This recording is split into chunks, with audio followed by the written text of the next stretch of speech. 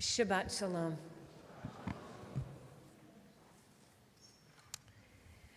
I was sitting with a close friend of mine in my kitchen about 8 or 9 months ago now, and she was telling me about an interaction that she had with her child who was in their late teenage years about what was happening in Gaza. Her child was trying to understand how Israel could justify going into Gaza even after October 7th. And her mother, my friend, looked at her and said, "If someone kidnapped you and took you into Gaza, I would burn the whole city down. I would do anything in order to get you back." What mother or father or adult among us hasn't thought about that scenario, God forbid, over these months? What would I do? We ask ourselves, and the truth is, what wouldn't we do? That was a part of why last week's calls from Gaza were so profoundly and ineffably painful. If you were following the news, you would know that last week, parents and grandparents of hostages made a journey to the fence between Israel and Gaza with a megaphone. And one by one, they took turns calling out to their grandchildren and children. Varda was among those who held the microphone. She was a grandmother of Idan Alexander, who is a 20-year-old lone soldier that came from Tenafly, New Jersey, to serve in the IDF. Varda, Idan's grandmother, would call out, "It's Grandma and Grandpa. You are our soul. Do you hear us, Idanallah?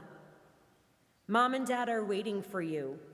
We're worried about you and waiting for your return home. Be strong, you're strong, survive. We're doing everything we can for you and for all of the hostages." Next, at the megaphone was Nimrod's father. Nimrod is a soldier who was taken hostage from the Nahal Oz army base. "Nimrod, Dad is speaking. We're here at the border. I will not give up until you come home. I will run everywhere in the world until we have a deal that will free you and the other hostages." Later on, the megaphone went to Hersh Goldberg-Polin. It was her turn to share her message. "It's day 328, she shouted out into Gaza. "We are all here, all of the families of the remaining 107 hostages." And then she would tell her son that she wanted to give him the traditional blessing that she gives to him always on Friday nights. And she shouted out in the megaphone into Gaza, "May God bless you and keep you. May God's light shine upon you, and may God be gracious to you. May you feel God's presence within you always, and may you find peace." Is there anything worse than spending 337 days with a child or a husband or a wife, sibling, parent, grandparent, or grandchild in a city so close that you could walk to them, but not being able to reach them, to get them, to bring them home? And having to imagine the horrors that are happening without being able to protect them while they suffer alone in captivity. Well, just when we didn't think that it could get any worse or heart-wrenching than that, it did. The news came on Saturday night. To others of us, we awakened to it on Sunday morning.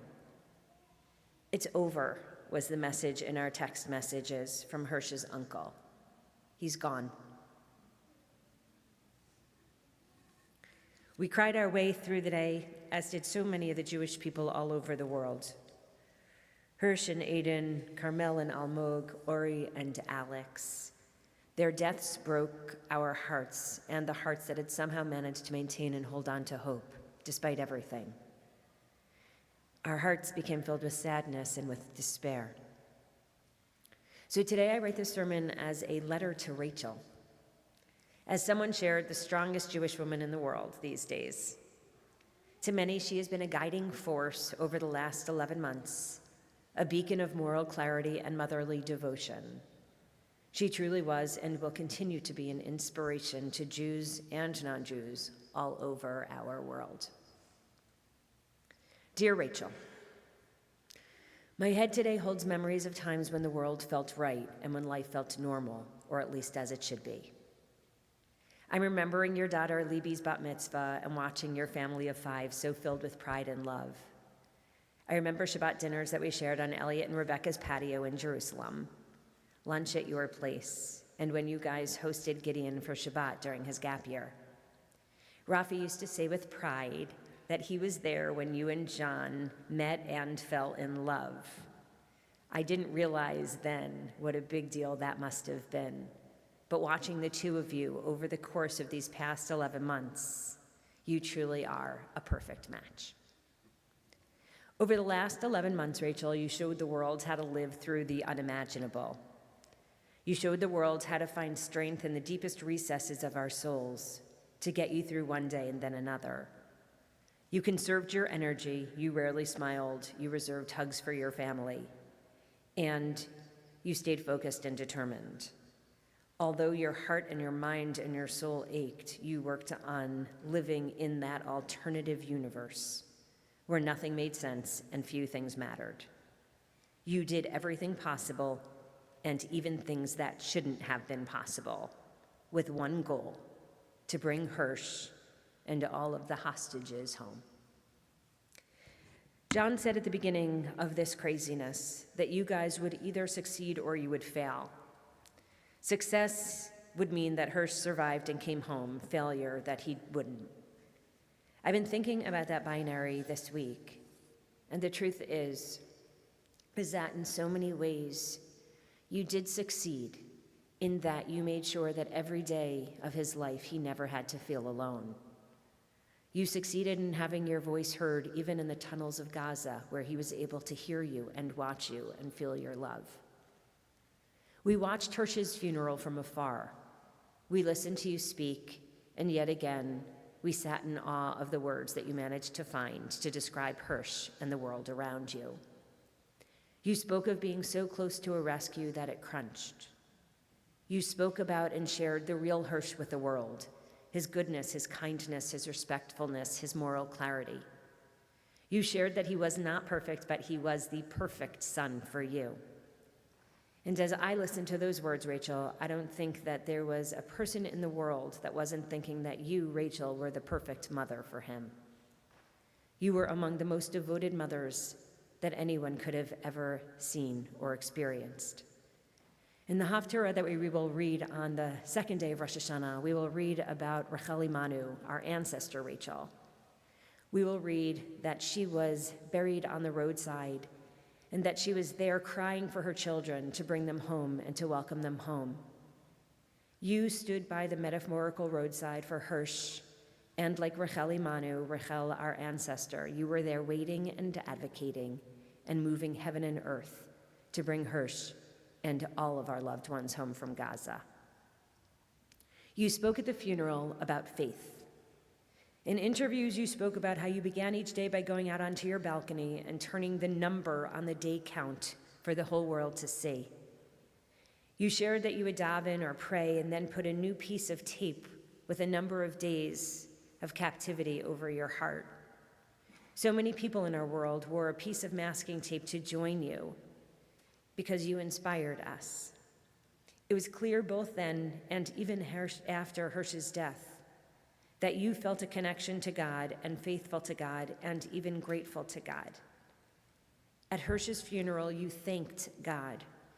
You thanked God in that moment of your greatest loss for the blessing of getting to be Hersh's mama for 23 years.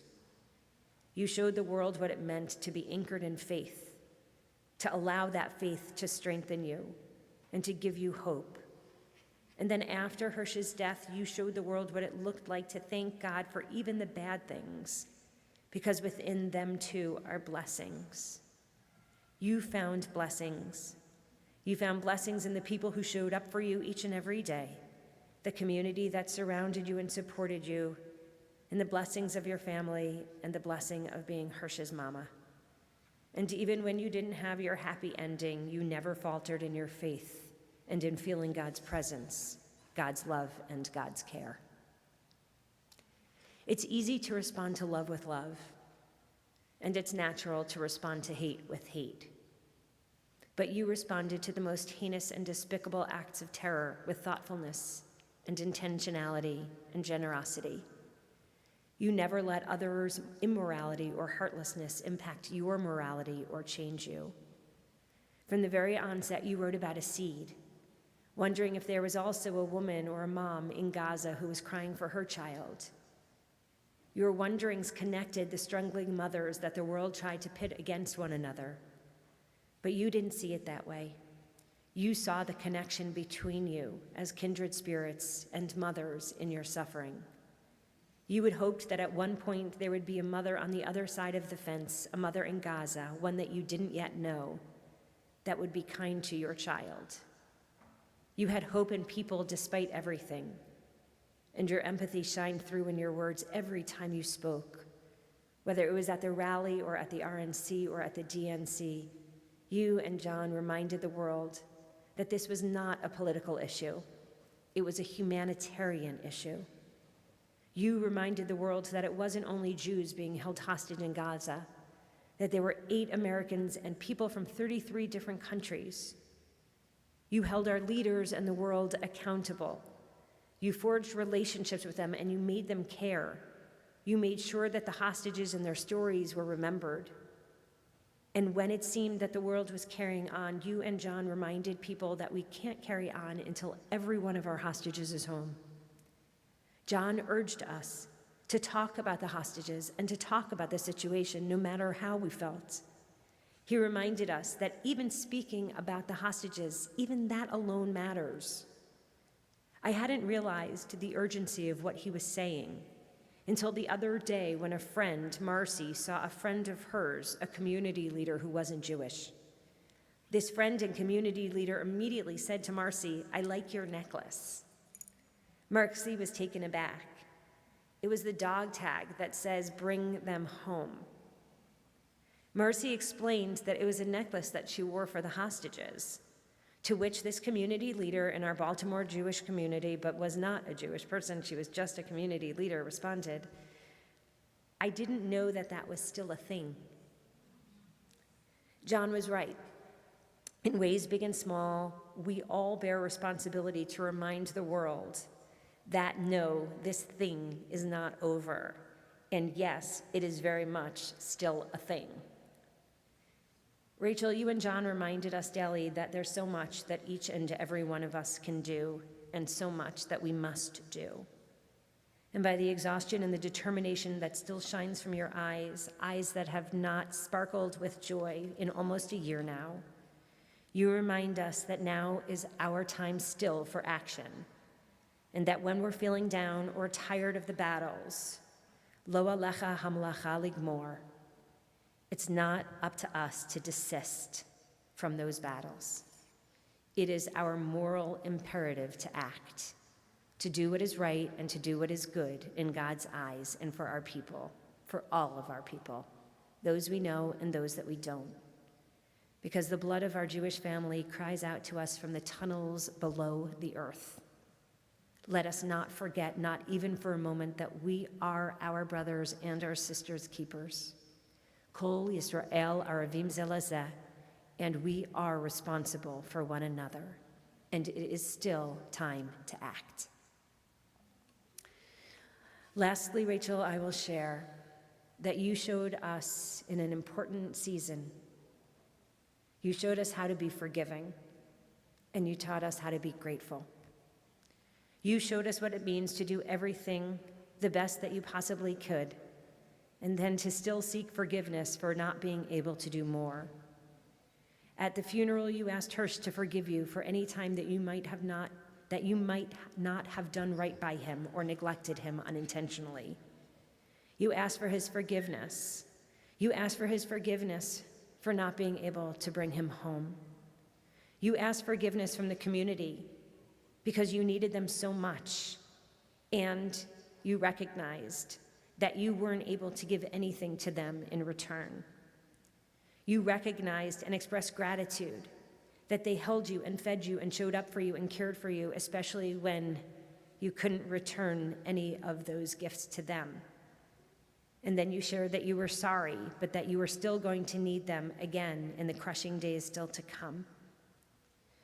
So Rachel, today what I want to share with you is this, that you have given so much over the past 11 months, more than you could ever know.